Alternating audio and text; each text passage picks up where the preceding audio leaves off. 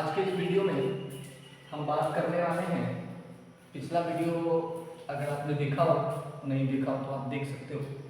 पिछले वीडियो में हमने इंपरेटिव सेंटेंस से रिलेटेड ऑर्डर और कमांड के जितने भी क्वेश्चंस होंगे, किसी भी प्रकार के कितने भी डिफिकल्ट क्वेश्चन हो, उसको कैसे हम लोग सॉल्व करेंगे वो मैंने आपको पिछले वीडियो में स्टेप बाय स्टेप समझा दिया। आज के इस वीडियो में मैं बात करूँगा imperative sentence indicates request and advice. वैसा इंपरेटिव सेंटेंस जिससे या तो रिक्वेस्ट का बोल हो या एडवाइस का बोल हो। दैट मीन्स या तो आप किसी से निवेदन करें, विनती करें, प्रार्थना करें, या फिर कोई आपको सलाह दे या आप किसी को सलाह दें। तो ऐसे क्वेश्चन को हम लोग कैसे पहचानेंगे, कैसे पैसिव में बदलेंगे, उस सब की चर्चा हम आज इस वीडियो में करने वाले हैं। तो आइए स्टार्ट करते हैं। सबसे पहला सवाल आता है कि क्वेश्चन रिक्वेस्ट का होगा, पता कैसे चलेगा। सबसे बड़ा सवाल है, बच्चा लोग का सवाल आता है, जिस सब कैसे पता करेंगे कि ये क्वेश्चन रिक्वेस्ट का है। तो सिंपल एक छोटा सा तरीका है, रिक्वेस्ट के क्वेश्चन में आपको ये दो में से एक वर्ड मिल जाएगा, या तो आपको प्लीज मिल जाएगा या तो आपको काइंडली मिलेगा। यानी क्वेश्चन के स्टार्टिंग में या तो प्लीज मिलेगा या काइंडली, या फिर इसका यूज अंत में भी कॉमा के बाद किया जा सकता है। और प्लीज और काइंडली के बाद आपके क्वेश्चन में क्या मिलेगा, V1 मिलेगा।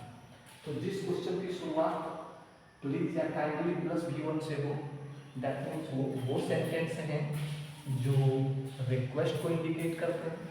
और रिक्वेस्ट वाले क्वेश्चन को बनाने का एक सिंपल तरीका है, आपको सिंपल समझना कि हमारे क्वेश्चन की शुरुआत प्लीज से हुई है, हमारे क्वेश्चन की शुरुआत काइंडली से हुई है, उसके बाद V1 है। तो हाँ, ये क्वेश्चन इंपेरेटिव है, ये रिक्वेस्ट है। बनाने का रूल क्या है, सो एक सिंपल रूल समझते हैं। इंपेरेटिव सेंटेंस के क्वेश्चन को कैसे हम लोग रिक्वेस्ट वाले को बनाएंगे। क्वेश्चन प्लीज काइंडली वाला कोई भी आंसर सबका एक है, और वो आंसर है you are requested to, you are requested to. ये सब में लिखिए, जिस क्वेश्चन की शुरुआत प्लीज या काइंडली से हो उसके नाम V1 हो। इसको बनाने का सिंपल तरीका है, यू आर रिक्वेस्टेड टू सब में लिखना प्लस जो सेंटेंस है उसको उतार दीजिए, लेकिन एक चीज को ध्यान देंगे, एक्सेप्ट। एक्सेप्ट का मतलब होता है को छोड़कर, किसको छोड़ के क्वेश्चन को उतार देंगे। तो जो आपके क्वेश्चन में प्लीज है, जो आपके क्वेश्चन में काइंडली है, जब आप आंसर बनाओगे तो क्या करोगे, वो ध्यान रखो कि आपको जैसे पता चल गया कि रिक्वेस्ट वाला क्वेश्चन, आपको कुछ नहीं करना, प्लीज काइंडली को क्वेश्चन से काट देना है, यू आर रिक्वेस्टेड टू लिख के जो क्वेश्चन बच गया उसको हम लोग सिंपल में ले रहे हैं। अब बहुत को अभी भी समझ नहीं आया तो उसके लिए हम लोग अपनी चांस दें, एकदम सिंपल है, एक बार में सबको समझ आ जाएगा। अगर हमने लिखा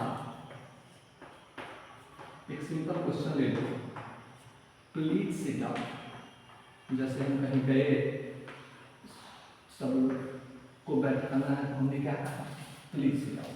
क्वेश्चन किससे शुरू हुआ, प्लीज से, उसके बाद क्या है, वर्ब। ये कौन सा सेंटेंस है, इंपेरेटिव रिक्वेस्ट। इसको हम लोग किसमें बनाएंगे, passive. Simple, you are requested to, तो हम लोग क्या लिखेंगे, यू आर, एकदम सिंपल वे में हम लोग इसको लिखेंगे, यू आर रिक्वेस्टेड टू। अब क्या करेंगे, अब हम लोग प्लीज को क्या कर देते हैं, रिमूव, बच क्या गया, सिट डाउन। तो हम लोग क्या लिखेंगे, सिट डाउन। बात एकदम आसान, कुछ नहीं हमने किया। प्लीज वाला क्वेश्चन था, यू आर रिक्वेस्टेड टू लिखा, प्लीज को हटाया, जो बच्चा उसको हमने क्या कर दिया, लिख दिया। एक और क्वेश्चन देखिए, अगर किसी ने लिखा kindly post the letter, kindly post the letter, लिख दिया। अब जब हम इसको सॉल्व करेंगे तो सिंपल, यू क्वेश्चन में क्या है, काइंडली है और गिवन है, तो यू आर रिक्वेस्टेड टू, तो हम लिखेंगे यू आर रिक्वेस्टेड टू। अब बचा है काइंडली को क्या करना है, हटा दें, पोस्ट द लेटर। तो हम क्या लिखेंगे, पोस्ट द लेडी। तो आप लोगों को ये अच्छे से समझ आ गया। अगर इंपरेटिव सेंटेंस से रिक्वेस्ट का बोल हो तो हम लोग इस तरीके से इसको आराम से सॉल्व कर सकते हैं। अब बात किसकी करने वाले हैं? अब बात करने वाले एडवांस की। अगर इंपरेटिव सेंटेंस से सलाह का बोल हो उसको कैसे करेंगे? तो इसका रूल क्या है? इसके पैसिव का स्ट्रक्चर है कि सबसे पहले हम किसको लिखने वाले हैं? ऑब्जेक्ट को लिखने वाले हैं। ऑब्जेक्ट के बाद जब हम ऑब्जेक्ट लिख देंगे, ऑब्जेक्ट के बाद हम लोग को लगाना है शुड बी। क्या लगाना है? Should be. और जो वर्ब होगा उसका कौन सा फॉर्म? तीसरा फॉर्म। अगर वर्ड हो तो लिखेंगे, नहीं हो तो फिर वहीं पे कहानी क्या हो जाएगी? समाप्त। तो अब एग्जाम्पल के थ्रू इसको हम लोग देख लेते हैं कि कैसा क्वेश्चन होगा एडवाइस वाला, कैसे उसको सॉल्व करेंगे उसको देखते हैं। जैसे किसी ने लिखा लव योर कंट्री, किसी ने लिखा लव योर कंट्री, ओके, यानी अपने देश से क्या करो? प्यार करो। ये कोई आदेश को देता नहीं, ऑर्डर है नहीं, ये क्या है? सलाह है कि अपने देश से प्यार करो। तो सबसे पहले हम लोग किसको लिखेंगे? ऑब्जेक्ट। ऑब्जेक्ट क्या है? Your country. तो सबसे पहले हम लिखने वाले हैं क्या? योर कंट्री, सबसे पहला काम। अब हमको क्या लगाना है? Should be. तो हम क्या लगाएंगे? Should be. तो योर कंट्री शुड बी।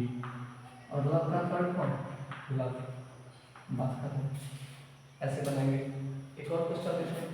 अगर हम कहें respect the elders, respect the elders, तो आपका वर्ब क्या है? रिस्पेक्ट। ऑब्जेक्ट क्या है? the elders।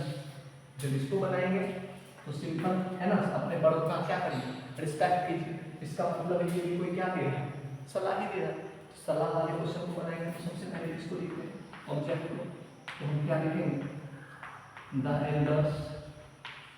अब क्या लगाना? Should be. तो हम क्या लिखेंगे? Should be. अब क्या विपरीत वर्ब क्या है? रिस्पेक्ट। तो रिस्पेक्ट का क्या हो जाएगा? रिस्पेक्ट। ओके, तो रिक्वेस्ट और एडवाइस के क्वेश्चन को आप आसान से सॉल्व कर लिए। अब कभी कभी देखोगे आपके बुक में क्वेश्चन ऐसा मिलेगा जो लेट से स्टार्ट होता है। जो क्वेश्चन किससे स्टार्ट होता है? लेट से, यानी एलएटी लेट से क्वेश्चन स्टार्ट होता है। तो अब हम आगे के पॉइंट में उसी को डिस्कस कर लेते हैं, यानी कि सजेशन और प्रपोजल। तो हम लोग स्टार्ट करते हैं। अब इस पॉइंट को अच्छे से आप लोगों ने समझा हो, रिक्वेस्ट और एडवाइस को।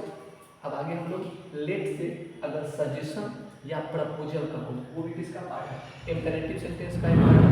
तो सजेशन या प्रपोजल का बोध अगर आपके क्वेश्चन से होता हो तो उसको कैसे बनाएंगे? आइए हम लोग उसको देखते हैं।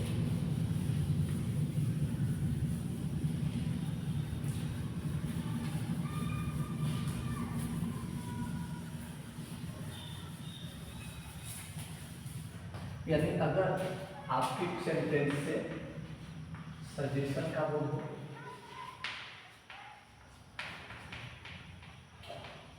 या फिर आपके सेंटेंस से प्रपोजल का बोध हो, यानी या तो सुझाव का बोध हो या प्रस्ताव का बोध हो। जनरली ये सेंटेंस शुरू किससे होते हैं? लेट से। इसमें भी दो टाइप के क्वेश्चन होंगे, एकदम सिंपल वे से समझना। आपका क्वेश्चन लेट से शुरू होगा, इसमें भी कितने टाइप के क्वेश्चन होंगे? दो।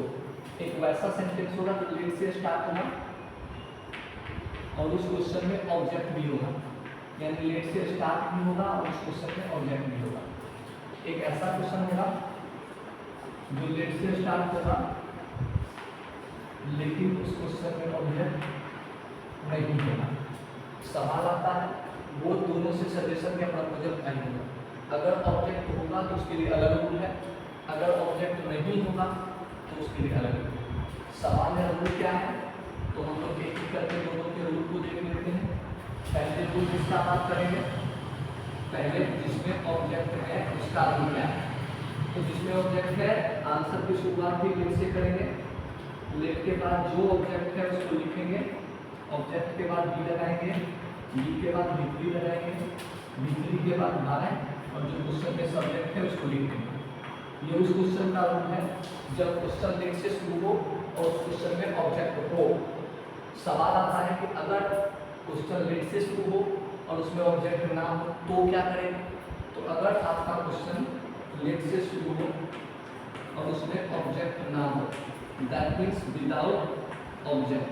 सिंपल तरीका है, पहले इट लगाएंगे, प्रेजेंट टेंस में होगा तो इन, पास्ट टेंस में होगा तो पास्ट। उसके बाद अगर आपको लगे कि ये सजेशन है तो आप लिखेंगे सजेस्टेड, अगर लगे ये प्रपोजल है तो आप लिखेंगे प्रपोज्ड। उसके बाद क्या लगाएंगे, दैट लगाएंगे, दैट के बाद जो सब्जेक्ट क्वेश्चन में होगा उसको लिखेंगे, फिर हम लोग शुड का प्रयोग करेंगे और शुड के बाद जो वर्ब होगा उस वर्ब को लिखेंगे। ओके, एक इजवाल में कोई एक, सजेस्टेड या प्रपोज में कोई एक, फिर दैट सब्जेक्ट शुड के बाद ये किसके लिए, जिस क्वेश्चन में ऑब्जेक्ट नहीं होगा।